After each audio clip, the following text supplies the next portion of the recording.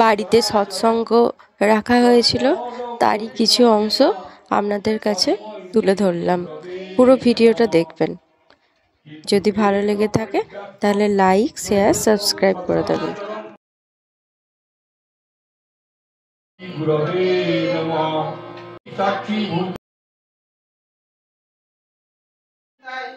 সদাচারী থাকিলে ঘরে লক্ষ্মী বাধা রয়, অনাচারী থাকিলে তার বিধি বাম হয়।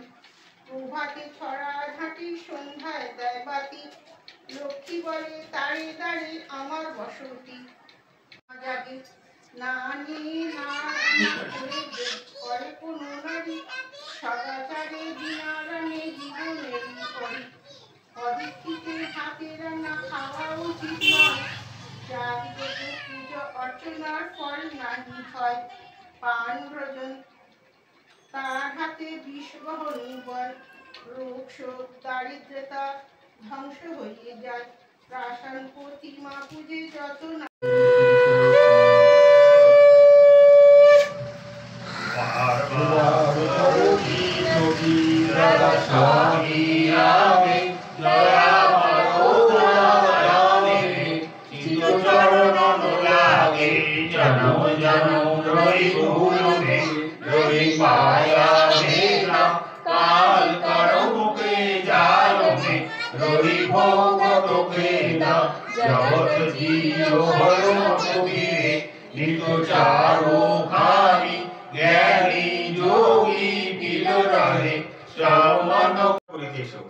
অথচ তোমার সহজ বোধ ও জ্ঞানের উদ্দীপনা বা হিতপরণতা উদ্দীপ্ত হইতেছে না।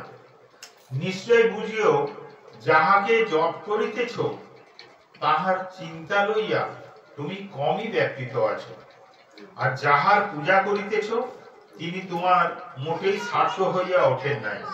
তাই তাহার হিত ও তাহাকে লইয়া তোমার পারিপার্শ্বিককে পুষ্ট ও তুষ্ট করিয়া তোমার পারিপার্শ্বিকে ও তাহার জীবন, যশ, পুষ্টি, তুষ্টি ও বৃদ্ধি করিয়া হিতে পর্যবসিত করার ধান্দা ও প্রয়োজন তোমাকে ব্যস্ত করিয়া তোলে নাই।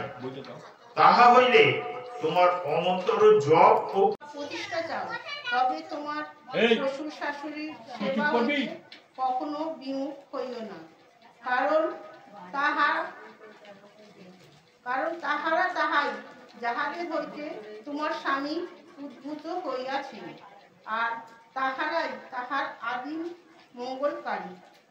যদিও এ কামনার ভিতরও ভ্রান্তি থাকিতে পারে। স্বামী যদি ভ্রান্ত হইয়া ইচ্ছাতে অনিচ্ছুক হন, তাহা উল্লঙ্ঘন করিয়া তাহাদের সেবা করিলে মঙ্গল হইবে।